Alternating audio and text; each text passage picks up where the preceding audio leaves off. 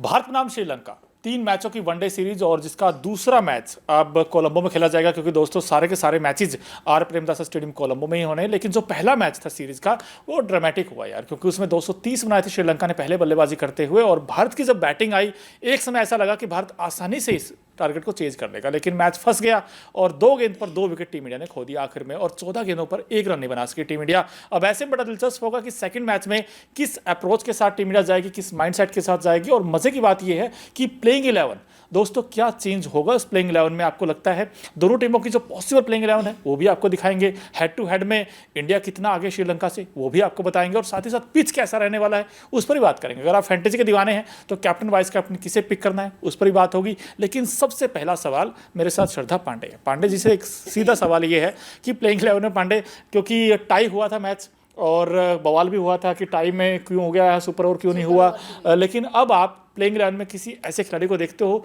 आपको लगता है मोनू यार ये तो आना ही चाहिए टीम में?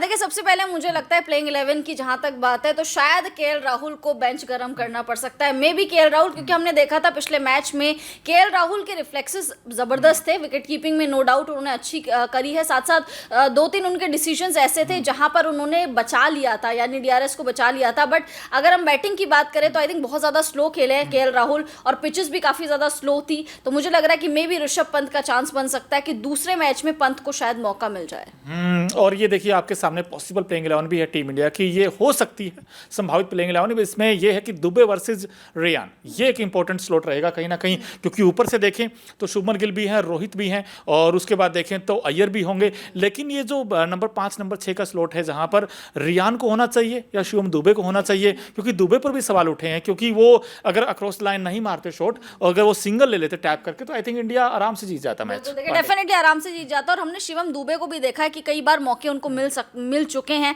उस मौके को हमेशा से शिवम दुबे भुना नहीं रहे हैं। आईपीएल के बाद से दुबे का जो प्रदर्शन है काफी ज्यादा गिरता हुआ नजर आया। हालांकि वर्ल्ड कप में हमने देखा था आखिरी मैच में उन्होंने थोड़े बहुत रन्स बटोर लिए थे, लेकिन अभी ओडीआई, पहला ओडीआई अगर बात करें श्रीलंका के खिलाफ, वहां पर मैच फिनिश कर जहां पर आना था, जहां पर उनको हीरो बनना था, वहां पर वो विलन साबित हो गए कि काफी ज्यादा उन्होंने स्लो खेला है और रन बॉल खेली है। जहां पर आप बड़ी हिट्स लगा सकते थे, मैच को चला सकते थे, वहां पर डिसअपॉइंट किया। इसलिए डेफिनेटली शायद रियान पराग का मौका बन सकता है, क्योंकि मिडिल ऑर्डर में हमने देखा है रियान पराग ने बड़ी हिट्स लगाई हैं और मैच को चलाना रियान पराग जानते हैं। तो मे भी शिवम दुबे की जगह रियान पराग को मौका मिल जाए। अच्छा पांडे, हम सबने सोचा था यार, पूरे क्रिकेट फैंस ने हिंदुस्तान में, क्या रोहित विराट आएंगे और मजा आएगा यार इस सीरीज में, लेकिन विराट ने रन नहीं बनाए उस तरीके से, रोहित ने रन बना दिए हैं। अब आप इस टीम इंडिया का जो आपने प्लेइंग 11 देखी है, सबसे बड़ी ताकत क्या, किसे मानते हैं आप? देखिए, मुझे लग रहा है कि सबसे बड़ी ताकत टीम इंडिया की इनके कप्तान है, क्योंकि कप्तान सीना तान वो वाली बात हो, मतलब रोहित शर्मा के ऊपर बड़ी सटीक बैठती, क्योंकि हमने पिछले मैच में भी देखा था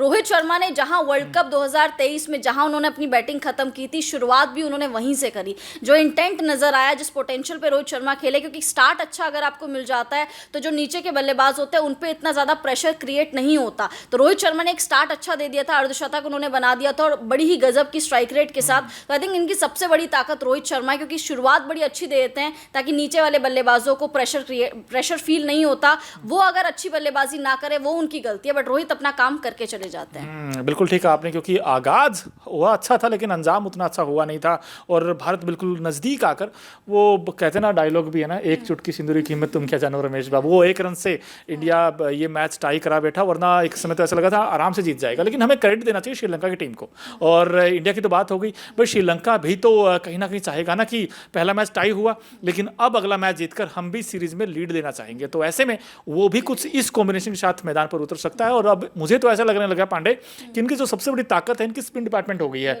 और खासकर स्पिन डिपार्टमेंट में ये आप नाम भी देख रहे हैं, ये पॉसिबल प्लेइंग 11 इनके चेहरे, जहां पर वो जो नाम है ना, दुनित वेलालागे, एक तो वो और एक वनंदु हसरंगा, ये मुझे लगता है ट्रम्प कार्ड बन गए टीम के।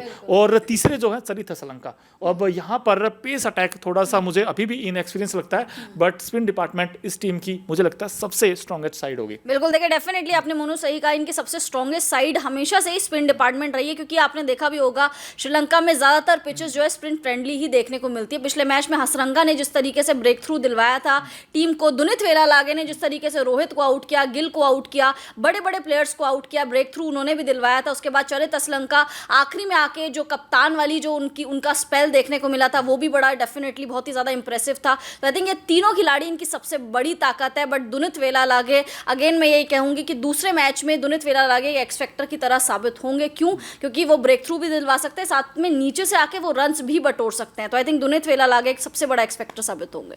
दुनित वेलालागे एक्स फैक्टर साबित होंगे, लेकिन आपने बिल्कुल ठीक कहा, एक्स फैक्टर तो होंगे, लेकिन एक और खिलाड़ी अगर आपको दोनों टीमों में से पिक करना हो, कोई एक ऐसा खिलाड़ी जो कहते हैं ना तुरुप का इक्का होगा, गेम चेंजर होगा, और फैंटेसी के पॉइंट ऑफ व्यू से भी देखा जाए तो लोग कैप्टन बना देते हैं उस खिलाड़ी को, तो आपकी नजर में पांडे कौन ऐसा खिलाड़ी हो? फिर उसके बाद मैं बताऊंगा। बिल्कुल, देखिए मेरे दिमाग में दो नाम आ रहे हैं। एक तो डेफिनेटली वनेंदु हसरंगा का नाम आ रहा है और दूसरी तरफ मेरे दिमाग में नाम आ रहा है रोहित शर्मा का। ये दोनों ही खिलाड़ी बहुत बड़े एक्स फैक्टर साबित हो सकते हैं। अगर रोहित को अच्छा स्टार्ट मिल गया तो डेफिनेटली वो पारी को बनाना और भुनाना जानते हैं, और हसरंगा अगर एक बार विकेट चटकाना उन्होंने शुरू कर दिया फिर वो गुच्छों में विकेट्स लेके जाते हैं, फिर वो किसी को बख्शते नहीं है, साथ साथ बल्लेबाजी में भी योगदान देते हैं। तो दिमाग में मेरे दो नाम है, हसरंगा और रोहित शर्मा।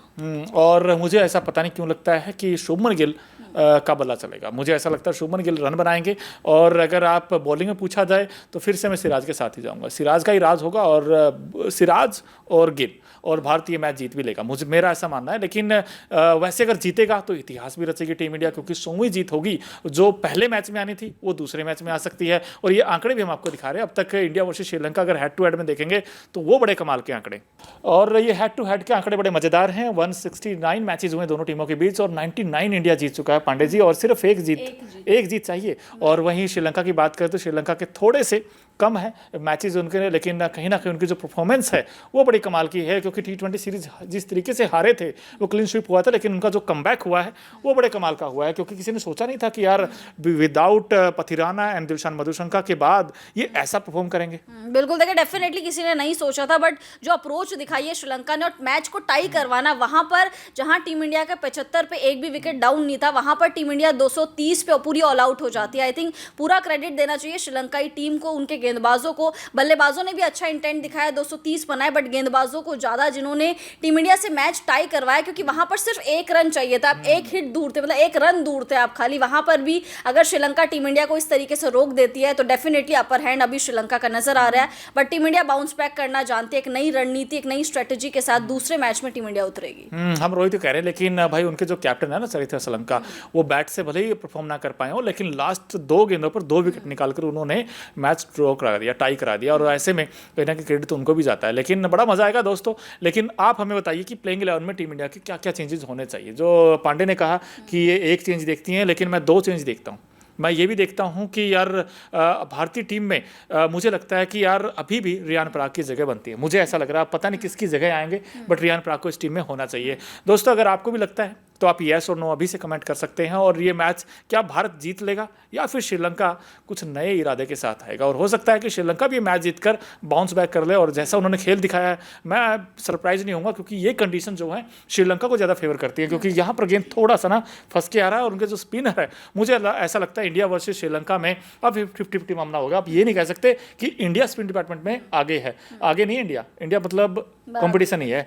तो एक एक्साइटिंग कॉन्टेस्ट देखने को मिलेगा दोस्तों, उम्मीद ये है। और प्लीज़ आप चैनल को भी आप सब्सक्राइब कीजिए, और ना सिर्फ क्रिकेट बल्कि पेरिस ओलंपिक 2024 की भी खबरें आपको सिर्फ और सिर्फ यहीं मिलेगी, तो आप बेल आइकन जरूर दबाइए।